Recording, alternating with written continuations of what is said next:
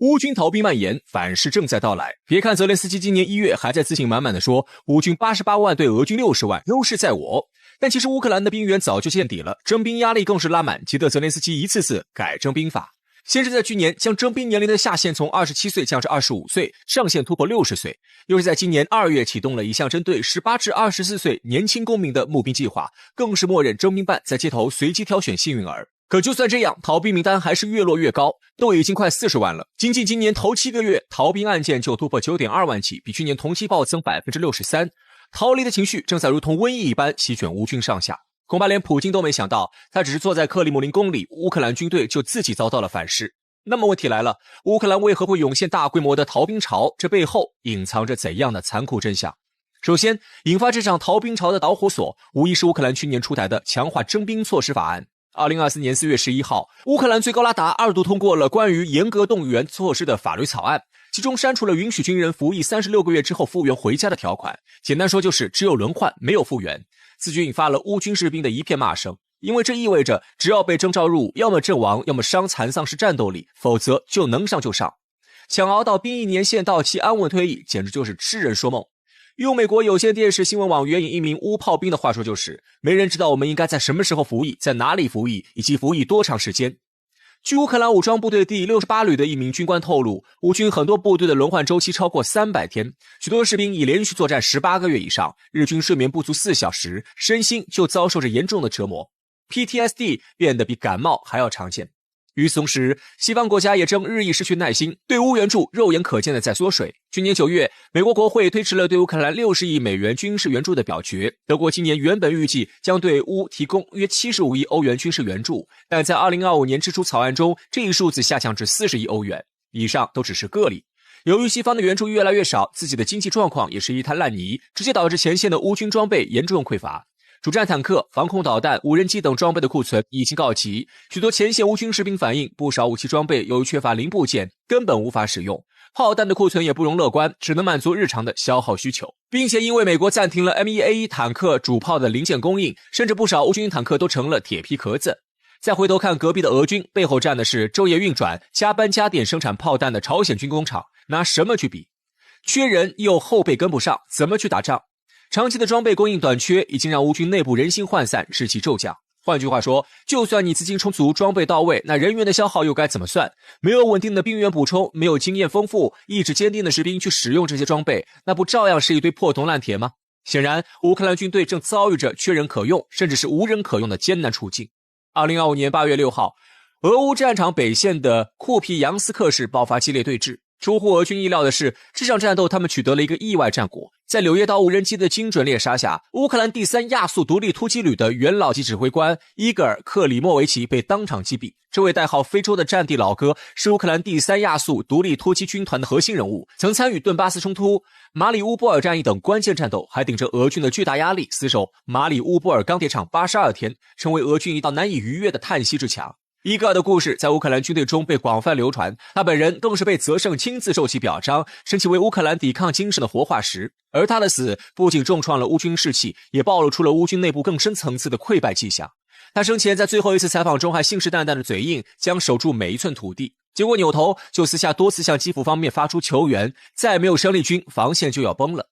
可老兵越打越少，要么伤残阵亡，要么大批量逃亡，送过来的新兵更是一言难尽，要么是被抓来当田线宝宝的倒霉蛋，要么根本无心应战，毫无斗志，彻底沦为耗材。怎么办呢？继续加大征兵力度，给我狠狠的征。乌克兰的征兵已经达到了一个相当魔怔的程度，为了填补兵源，2024年4月，小泽大手一挥，将征兵年龄下限从27岁降到25岁。但这还不够，今年2月，乌克兰政府又批准了有关招募18至24岁年轻人参军的激励计划，只要自愿签订服役合同，就能拿到 2.4 万美元的报酬以及丰厚奖金，还能获得无息抵押贷款。退役后还有免试进入任何高校的机会，当然代价也很高昂，是你的健康或者生命。可现在很多乌克兰人都回过味儿了，只要上了战场就会被牢牢绑定，要么赢要么嘎，而且还得不到充分的军事训练，上去8成就是送死，因此主动参军的乌克兰年轻人依旧寥寥无几。那怎么办？乌克兰选择了街头随机抽选幸运儿。相信各位或多或少的刷到过乌克兰民众被强制征兵的视频，他们往往是在街头正常走着，就突然被从面包车上冲下来的乌军士兵控制，套上麻袋，带上车拉走。就说一个最近的例子吧，8月8号，国外社交媒体 X 上发布了一段乌克兰街头强制征兵的画面。只见一名征兵办工作人员追着一位正在骑行的乌克兰男子，想要扒住他的自行车让他停下来。这名男子意识到自己已经被征兵办盯上后，果断弃车扬长而去。再看画面中的另一名乌克兰男子，甚至不惜双手紧握手雷，同多名征兵人员警察对峙。由于强制动员男性遭遇了巨大失败，乌克兰当局甚至开始大规模征召女性入伍。据乌媒披露，当局计划将强制征召范围扩大至女性。据数据显示，乌军现役女性已达8万多人，其中近 2.5 万人被部署至前线战斗岗位，较战争初期增长 20%。在这种堪称夸张的征兵条件下，上至6旬老汉，下至刚刚成年的大学生，只要是会喘气的且没有残疾，那就别废话，统统都可以拉到前线打仗去。许多乌克兰民众为躲避征兵，只能被迫躲起来，甚至基辅街头还催生出了代购老人的灰色产业。60岁以上因身体或年龄问题而免于兵役的老人，有偿为藏匿在家的青年采购生活物资。当然，乌克兰民众也不是只会逆来顺受，面对征兵办的围追堵截，他们上演了一出让人匪夷所思的戏码。7月13号，多家俄媒消息源披露，一位居住在萨尔马市的乌克兰民众，因为不堪乌征兵办公室的持续骚扰，通过网络匿名联系到了俄军，希望对方能派无人机把当地征兵办给炸了。随后，不仅主动提供了具体的坐标，还用比特币买了一架天竺葵2自杀无人机，意思很明确，无论如何，请炸掉这帮混蛋。俄军也是懂行的，他们不仅欣然应允，还大气地表示差额不用补了。接着又给这架特殊的自杀无人机涂上来自萨马尔的居民字样的涂鸦，然后迅速发货。于是这架无人机就在当地乌克兰民众的见证下，呼啸着朝乌军征兵办公室飞扑过去。伴随着剧烈的爆炸声，乌军征兵办成功签收了这份来自自己人的大礼。当然，要是真的不幸被征兵办逮住送上战场，那可就别想过上一天安稳日子了，因为要面对的不仅是前方俄军的炮火，还有背后督战队的子弹。乌军在前线广泛部署了专门的督战队，主要由亚速营等极右翼武装、军事情报人员及外国雇佣兵担任，部分甚至来自加拿大等北约国家。从乌克兰媒体发布的乌军督战员处决士兵的视频中就能看出，他们有一个共同点，毫不手软。视频中，这些违反了军纪的新兵被五花大绑，戴着头套，脖子上挂着叛徒的牌子，跪倒在地上。督察员在一旁不停地嘟囔着带着口音的英语，数声枪响过后，这些新兵便被就地处决。枪决还算幸运的，毕竟没什么痛苦，一眨眼就过去了。随着乌军前线士气崩溃现象愈发严重，督战员的行为也在逐渐极端化。督战员的子弹固然让乌军们人心惶惶，但前线吃紧后线紧支的现实状况更是让人心寒。自俄乌冲突爆发以来，乌克兰已爆出多起涉及军队和国防的腐败案。2025年5月，乌克兰国民卫队副司令亚历山大·贝洛斯因挪用3000万美元军援被解职。乌克兰官方顺藤摸瓜，发现还有12名乌军将领涉嫌倒卖西方装备。乌克兰军队贪污的消息更是不断传来。8月2号，乌国家反腐局通报，他们查获一起重大腐败案件，涉案人员通过虚高价格采购军用无人机及信号干扰系统，从合同中抽取高达 30% 的回扣。4名涉案人员已被捕。军队腐败丑闻频出，无疑是对乌克兰军队战斗力和战斗意志的致命打击。当前线的士兵忍受着物资短缺、兵力不足的巨大风险，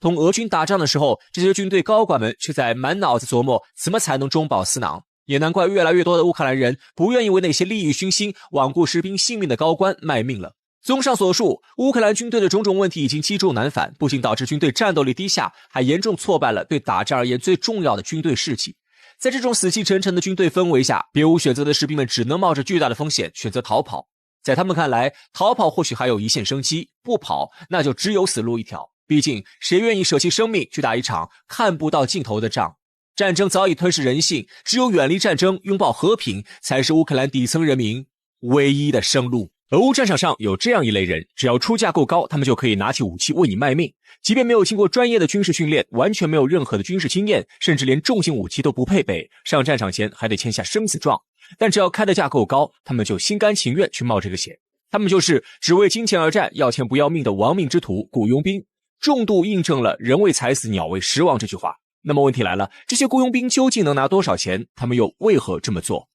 雇佣兵的来源可谓十分庞杂，从退役军人、素质较高的普通人，乃至死囚犯、亡命徒，不管你说什么语言，来自哪里，只要你会用枪还不惜命，雇佣兵公司的大门就会为你敞开。但既然是要上战场玩命的活计，有过军旅生涯当然是再好不过了。许多私营武装公司就喜欢招募退伍兵，其中特种兵更是抢手的香饽饽。当然，雇佣兵也不一定全是陆军的兵种，像飞行员、海军陆战队员也都是这个行当里的抢手货。至于报酬，则根据任务危险程度、兵种和来源分为不同的档次。比如美国著名的雇佣兵和保安公司黑水公司，就是由美国海军特种部队海豹突击队的几名退役军人组建。黑水公司成员几乎来自全球各地，但他们有一个共同特点，就是全部拥有服役经历，而且很多都有着相当丰富的实战经验。不少人就曾参与过美国在利比亚等地的反恐行动。经过安保公司、军事承包商的整合，这些来自不同国家的退伍老兵、普通人乃至死囚犯都被聚集起来，统一的发放军械装备，并进行严格的军事训练。接下来，他们就会在组织的要求下前往世界各地执行任务，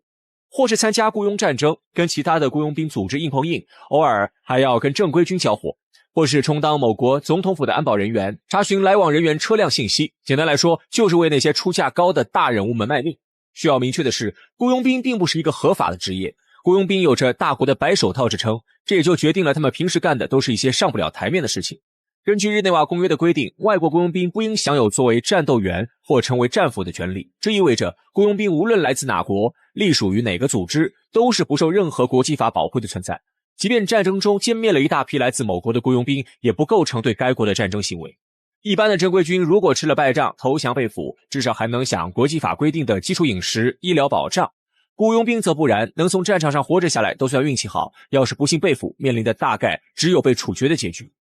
看到这，可能有人会疑问，既然雇佣兵是组织花大价钱雇来的，那组织为什么不出手营救？实际上，大多数雇主根本就不在乎雇佣兵的死活，在他们眼中，雇佣兵就是可消耗资源，能活着回来继续卖命固然很好，但是要是不幸身亡，那就最多给对方家属提供一笔赔偿金，连尸体都不一定能运回去。毕竟在他们看来，既然死在战场上就是雇佣兵最好的归宿了，又何必冒着引发军事冲突与外交纠纷的巨大风险去捞人呢？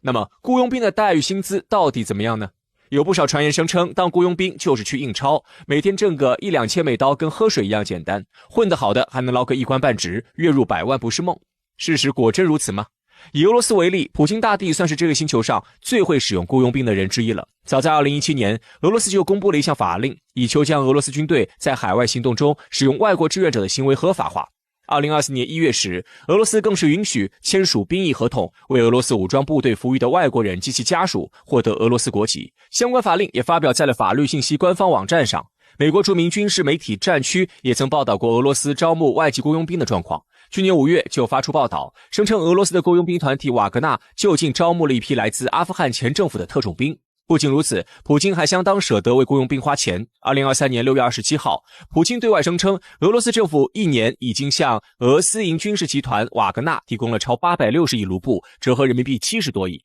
既然连普京大帝都愿意在雇佣兵身上花大价钱了，那么想必俄罗斯雇佣兵的待遇应该差不到哪儿去吧？这还真不一定。一般来说，雇佣兵的酬劳算是比较保密的信息，毕竟这个职业十分特殊，且由于雇佣兵为个人利益所驱使的目的，战争中他们往往会倒向开价更高的那一方。只要开价够高，一些雇佣兵甚至愿意当场叛变。要是敌对国家轻易就了解到你手下雇佣兵的薪酬状况，很容易暗箱操作，甚至多花点钱就能轻松招安。因此，一般人若不是为了求职，想准确了解雇佣兵的报酬还是有些难度的。但近些年来，随着短视频平台的兴起，不少真正拥有雇佣兵经历的人开始或多或少的透露薪资状况。比如在瓦格纳集团军中服役，基础月薪大概是21万卢布，约合 1.5 万元人民币，算下来平均每天能挣550块，远高于俄罗斯的平均工资。此外，外籍雇佣兵的薪水会跟随身体素质等方面的差异而产生波动，每个月2000美元到5000美元不等。某些退役特种兵或能力出众的还能享受到更高水平的酬金。据一名来自韩国的瓦格纳士兵讲述，像他这样的外籍瓦格纳雇佣兵月入约在5000美元左右，尽管报酬还算可观，但干这一行的基础月薪又能安稳拿上几个月，因此最吸引雇佣兵选择加入瓦格纳的还是其签约时就支付的70万卢布的买命钱。除此之外，还有一系列绩效奖金，比如部队每推进1公里就额外奖励5万卢布，摧毁敌方重要单位如坦克、装甲车等也会发放奖励。当然，要是在战场上受了重伤或不慎丢了性命，家属也能得到一大笔赔偿金。尽管有传言声称补助金高达500万卢布，部分精锐成员甚至能拿到1200万卢布，但实际情况恐怕并不像传言中的那么理想。比如在2023年的巴赫穆特战役期间，瓦格纳部分阵亡囚犯雇佣兵的家属仅获赔100万卢布，与传闻中的大几百万卢布相去甚远。尽管这些关于瓦格纳雇佣兵具体薪资的信息并不是完全准确，但我们也能管中窥豹，了解到雇佣兵薪资的大致状况，并非是像网络上的传闻一般挣钱如河水。自2022年2月俄乌冲突爆发以来，俄乌双方就在想方设法招兵买马，尤其是本身人口就不占优势的乌克兰，更是马不停蹄的四处招揽雇佣兵。据参考消息去年3月5号的报道，为了帮助乌克兰总统泽连斯基扩充战力，许多西方国家也积极行动，多家军事承包商贴出了招募广告，许诺最高2000美元的日薪，也即高达6万美元的月薪，来招聘国际雇佣兵。一个月挣6万美金，这放在地球上的任何一个国家都是妥妥的人生赢家，高薪置业。但申请者必须通过4个条件：其一，有在东欧至少5年的军事经验；其二，擅长侦察；其三，生存能力强，可以在几乎毫无支持的情况下执行救援任务；第四，还必须熟悉苏联时代的武器。从这里可以看出，雇佣军薪水虽高，但仅仅不怕死是远远不够的，还得有丰富的经验和战术能力。那么，真正符合这些条件的又能有多少呢？可即便条件较为苛刻，乌克兰招募外国雇佣兵的数量还是曾一度大幅增加，这是怎么回事？难道乌克兰真的招揽了一大批高素质雇佣兵？为了弄清事情真相，俄罗斯卫星通讯社对此进行了一些调查，结果发现这些亡命之徒们的收入跟人们之前所估计的情况存在很大的出入。乌克兰雇佣兵的收入上限很高不假，但上下差距较大，有每天能挣2000美元的精英，也不乏每月只能拿1000美元不到的炮灰。这出乎意料的薪资水平暴露了一个问题，那就是乌克兰所招募的雇佣兵素质并不出众，甚至不乏天线宝宝。事实证明，他们的猜测是正确的。一名自愿与乌克兰军队并肩作战的德国联邦国防军老兵，在接受德国媒体的全面采访时透露，在乌克兰的外国雇佣兵比例低得惊人。按照他的说法，乌克兰雇佣兵的工资并不固定，主要按照雇佣兵在前线的战斗天数来计算。就之前的交战局势而言，每名雇佣兵每月大致能拿到2000至2500欧元。此外，薪资还与参战状况挂钩。雇佣兵在前线待的时间越长，挣的钱就越多，每月最高能达到大约3000欧元。不少素质较差的每个月就只能拿1000美元左右，每天都过着把脑袋别在裤腰带上的生活，结果日薪居然还不到100美元，也难怪北约老兵不愿意为小则卖命了。不仅普通人对此嗤之以鼻，就连正儿八经的美利坚退役军官都觉得这种薪资水准实在是有些荒谬。一名曾在美国陆军服役20多年、担任国际顾问的美军退役中校厄尔也对此发表了他的看法。他表示，这些雇佣兵所面临的风险极高，结果平均工资却跟美国零售业或制造业蓝领工人们的工资水平差不多，甚至还要比他们更低。谁会为了这点钱去卖命？更何况，这些来自天南海北为个人利益而拼凑出的雇佣兵团体，可能没经过专门的军事训练就算了，光语言沟通问题就够他们一个头两个大了，还能指望他们真能跟正规军硬碰硬？至于那些声称自己在异国他乡当雇佣兵挣得盆满钵满、衣锦还乡，还创办安保公司，正式走上人生巅峰的，想必大概率都是自吹自擂的剧本。大多数雇佣兵的结局，恐怕除了客死他乡，就是销声匿迹。看官们可千万别一时上头，为了挣点快钱就去报名啊！